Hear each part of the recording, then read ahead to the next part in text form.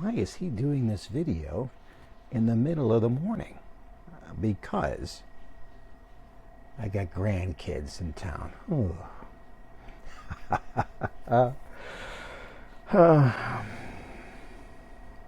So I want to talk about managing expectations. First, I'll give a shout out to Shar Ostrom. How you doing? Good to see you. We have these ideas, and they've actually studied this. The guy's name is German. What's his name? Heidelbeyer or Burkhalter, some name from Hogan's Heroes, if I remember right. Anyway, it doesn't make any difference. He came up with the study, but you know it to be true, and it works like this. You come up with a list of things that you absolutely are certain you can do today. It's about 10 things long. And then, in the course of the day, 2 other things show up that you didn't expect. So now you got 12 things. And you think, well, I'm not going to get all of these done. And you kind of manage your expectations. And this theory says that even when you manage your expectations from 12 down to 7, you're still not going to meet those expectations. So in other words, you will never get done what you think you're going to get done in any given period of time.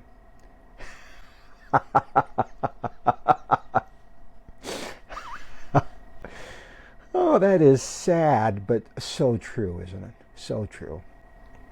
So I'm kind of sneaking out here in the middle of the day to tell you that, because today's a perfect day for me to remind myself of that, right?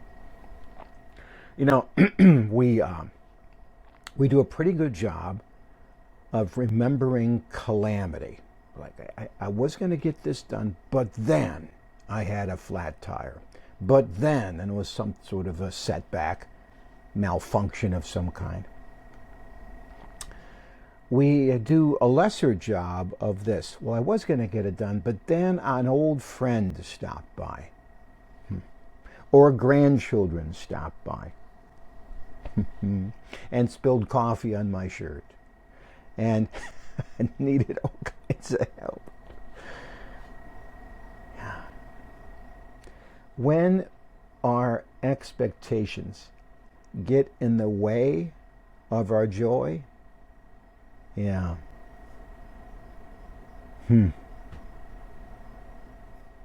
I am a real contrarian in this world. People hear this and they don't like to hear what I say.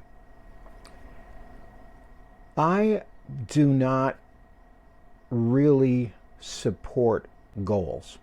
Oh, I see you saying. Oh, and here's why.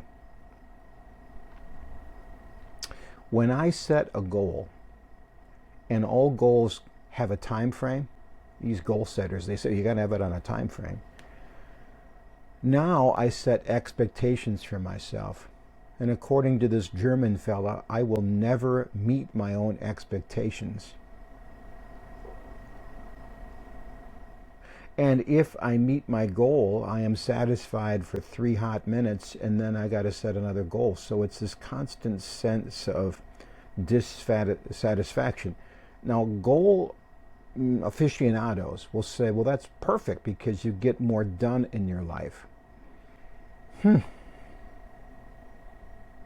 I think that's true.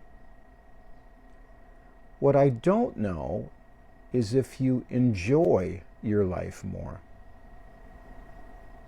I feel like it detracts from these random things that show up. Makes me more frustrated when a calamity comes up, and makes me less appreciative when a welcome interruption shows up.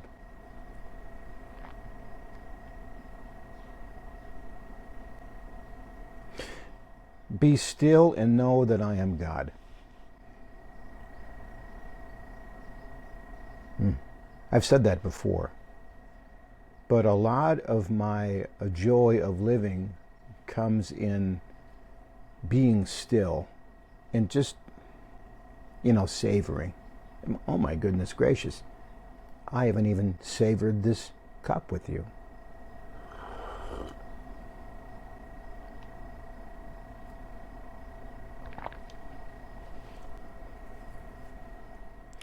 In my journal, which I tell you has the Grow Up acronym, gratitude thing, 3 things I'm thankful for, the realization or the learning, that's the R. It's something you read, something you realized, something you learned.